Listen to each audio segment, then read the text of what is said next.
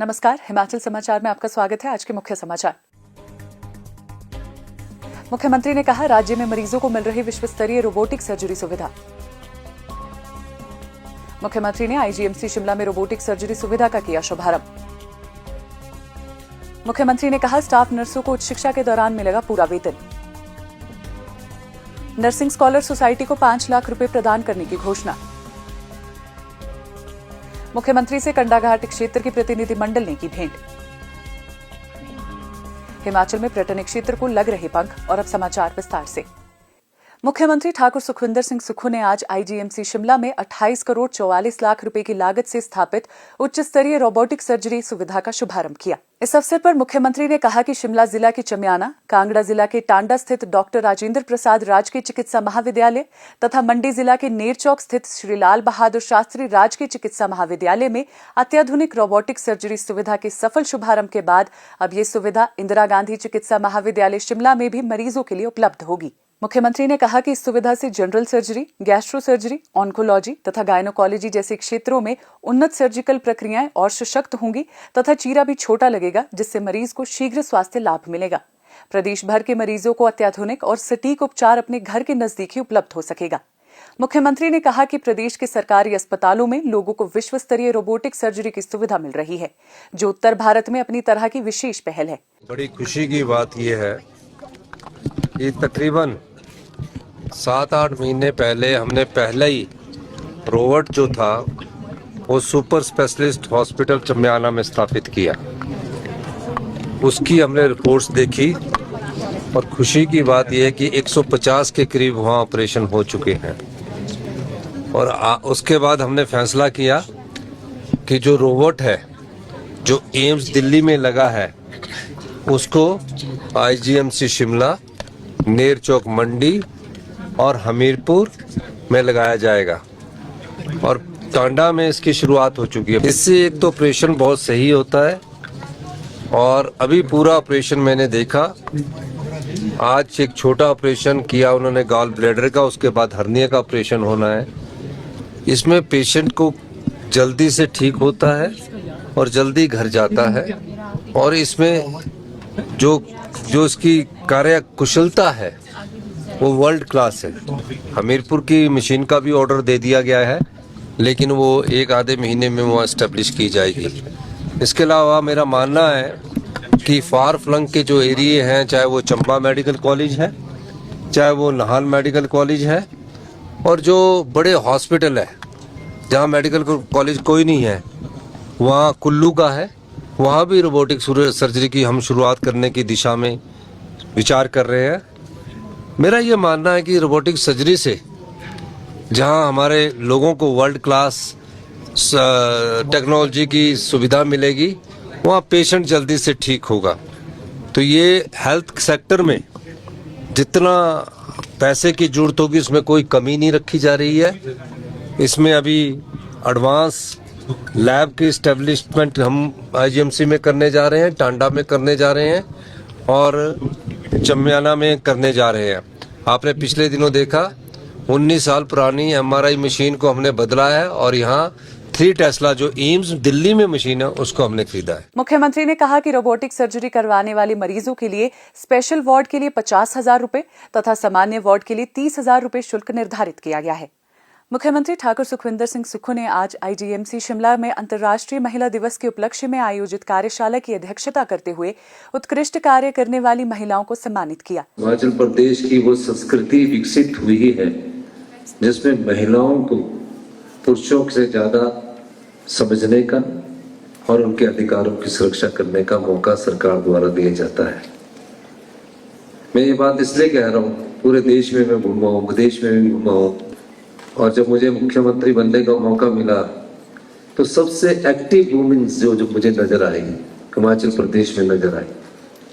आप किसी भी क्षेत्र में चले जाए, हमारी बेटियां, हमारी बहनें, हमारी महिलाएं कदम ताल करते हुए आगे बढ़ रही है और जो गोल उन्होंने निर्धारित किया होता उसकी प्राप्ति को वो बड़ी डेडिकेशन से, लगनशीलता से उस कार्य को प्राप्त करती है। इस अवसर पर उन्होंने कहा कि उच्च शिक्षा प्राप्त करने के दौरान स्टाफ नर्स को भी 40% के स्थान पर पूरा वेतन दिया जाएगा। उन्होंने कहा कि अगले महीने मेडिकल एजुकेशन विभाग में 80 असिस्टेंट प्रोफेसर की भर्ती शुरू की जाएगी। उन्होंने कहा कि 1 साल में स्वास्थ्य विभाग में व्यापक सुधार देखने को मिलेगा और आने वाले समय में इस क्षेत्र में बहुत सारी नौकरियां मिलने वाली हैं।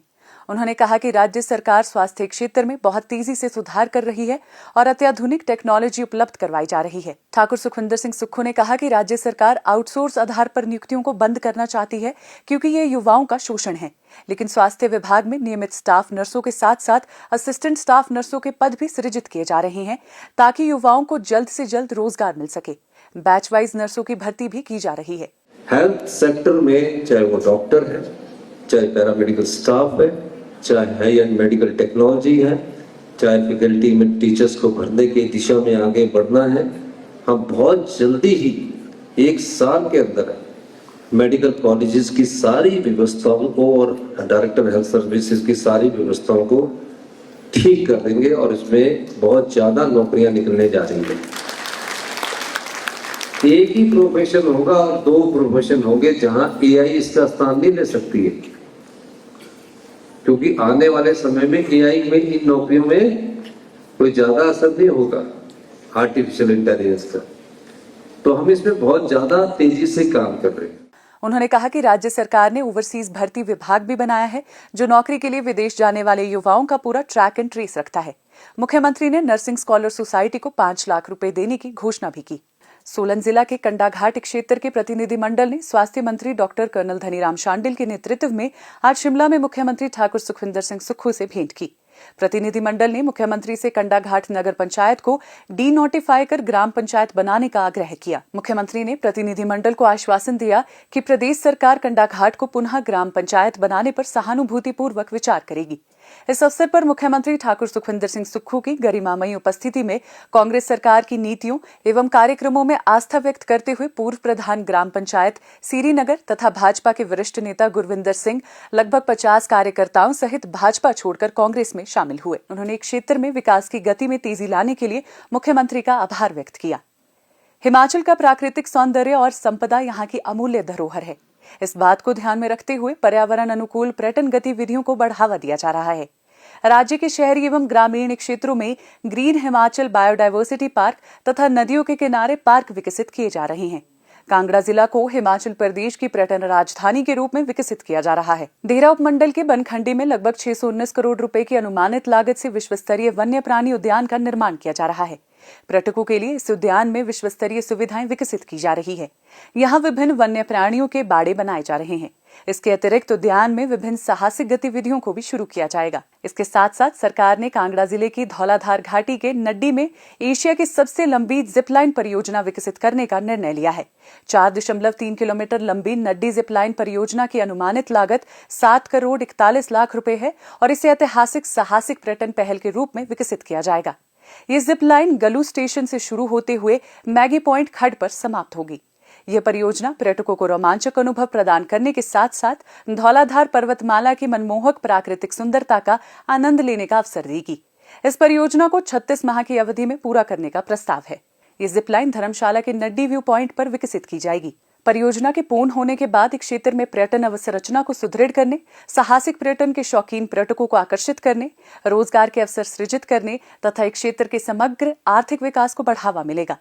इसके अतिरिक्त शिमला जिला के कुफरी स्थित हसन घाटी में प्रदेश का पहला स्काई वॉक ब्रिज बनाने का निर्णय लिया गया है।